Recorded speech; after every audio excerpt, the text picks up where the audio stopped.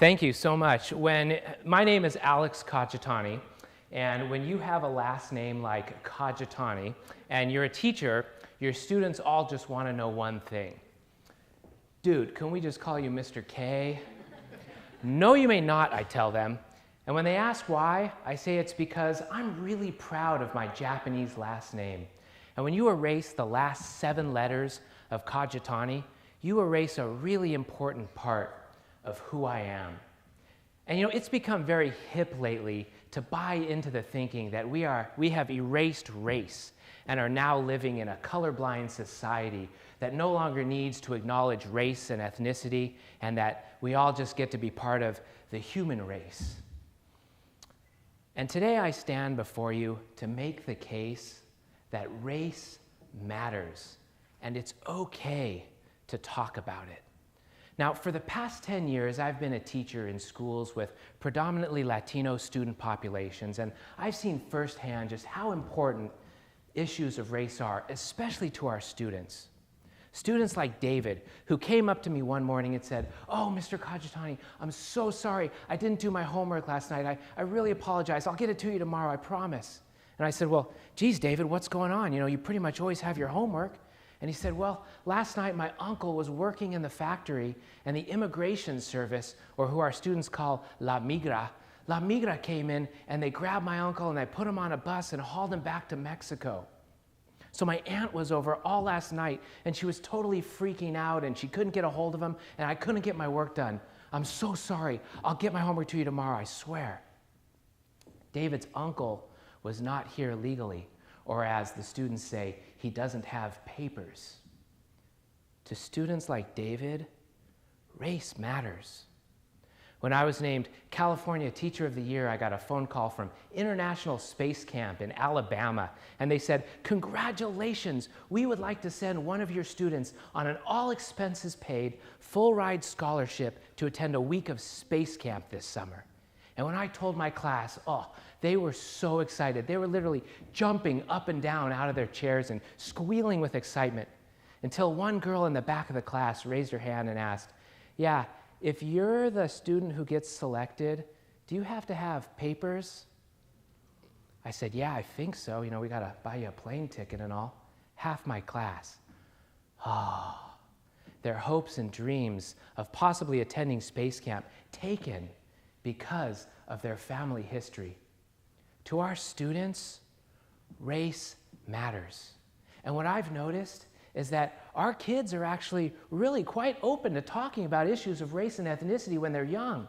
But it's actually us as adults who are often uncomfortable and unwilling to approach these topics. And what happens is our discomfort follows our students into high school and on to college, and eventually into the workplace, where they too become adults who are at risk of wanting to see race as something that should be eliminated from our collective consciousness.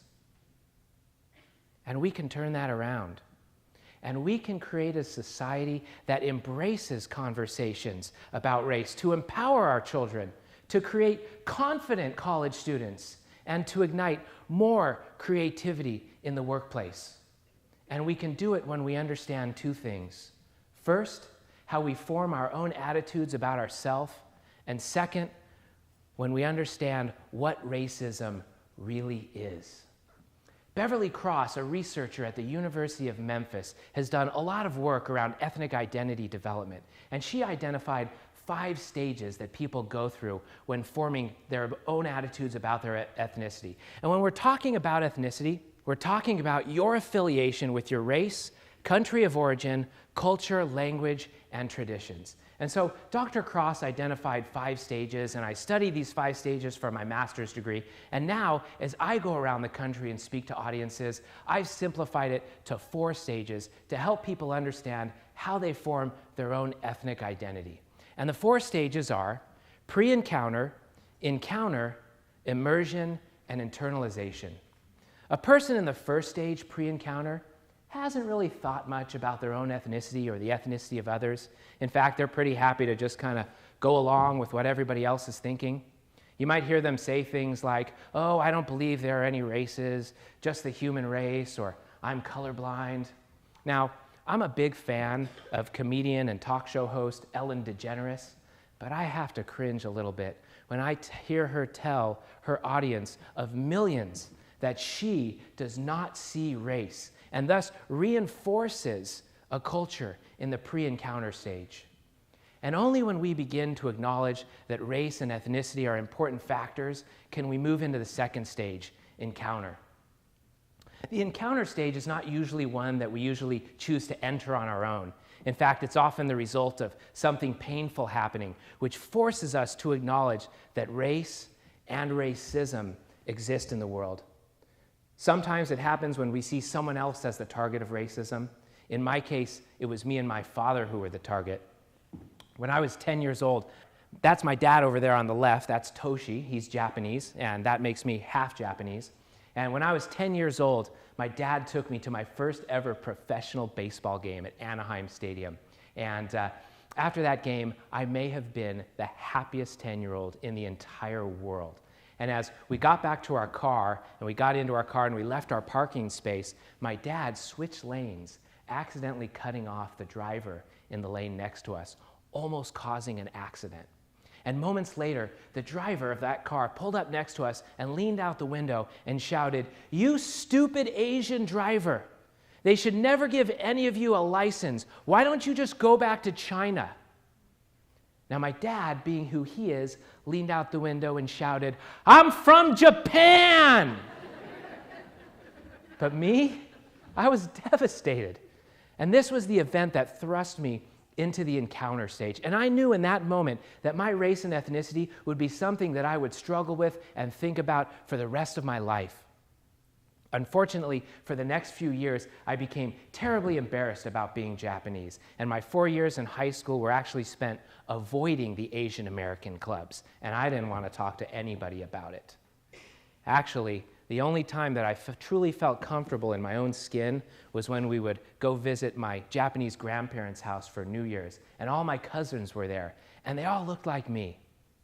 And it wasn't until I got to college when I began to acknowledge my own race and ethnicity. I was walking across the campus quad one day, and I was approached by a woman, I will admit, a very attractive woman, who asked me if I would consider joining the Asian American Coalition. And I was like, yes, I would. She said, follow me. I said, anywhere. And so she brought me to the booth that they were sponsoring, and I met some of the other members. And little did I know that I had just entered the immersion stage. In the immersion stage, we really begin to explore issues of our own ethnicity, and we start to want to surround ourselves with people and symbols that are just like us. And when I say symbols, I mean jewelry and clothing and music and events that convey messages of our own ethnicity. We also start to pursue opportunities to learn about our own history and culture, and we might begin to develop a large amount of pride in our own race and want to be around people just like us. Now, as I told you earlier, my dad, Toshi, is Japanese, but my mom, Lauren, is Jewish. And when they were pregnant with me, they were living in a small apartment in San Francisco next to a struggling unknown writer by the name of Alex Haley. Now, of course, Alex Haley would later go on to write one of the most well-read books of all time, or actually I should say the most well-watched books of all time, in Roots. And on the evening of June 15th, my mom turned to my dad and said, "Toshi, the baby's coming. We've got to get to the hospital." And as they were rushing down the stairs, Alex Haley was just coming in, and he helped them to their car, and he said, "I hope everything goes well." And as they were driving off, my mom turned to my dad and said, "Hey, if it's a boy, let's name him Alex." And my dad, knowing never to argue with a pregnant woman in labor, said, "Okay." And people have been calling me Alex ever since. Now, this might be a pretty cool story, but it also means that I am a Jewish Japanese American named after an African American, and growing up in Southern California, I speak Spanish. So I'm all messed up. Talking about race and ethnicity becomes so much easier when you're just telling a story. If you're a parent, just jump in and tell your kids stories about your own childhood and make sure they know who they're named after. If you're an educator, tell your students about your favorite family traditions and sit back and listen in amazement as they happily and excitedly tell you about theirs. If you work in an office, go ask that coworker about the family photo behind their desk.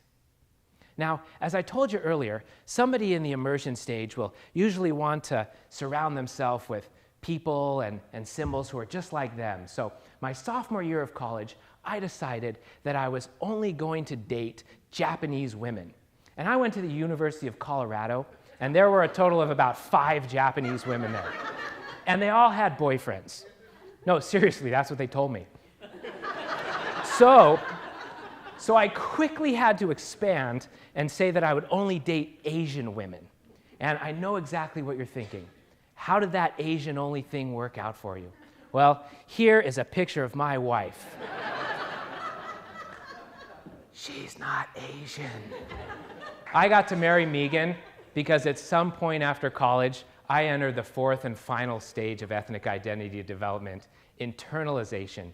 In the internalization stage, we start to become truly confident in who we are as a person and secure about issues of our own ethnicity.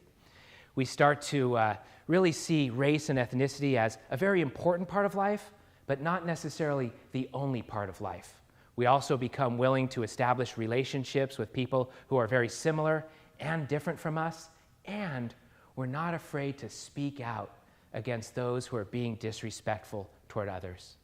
Now, this doesn't mean that your search for meaning is over or that it's easy.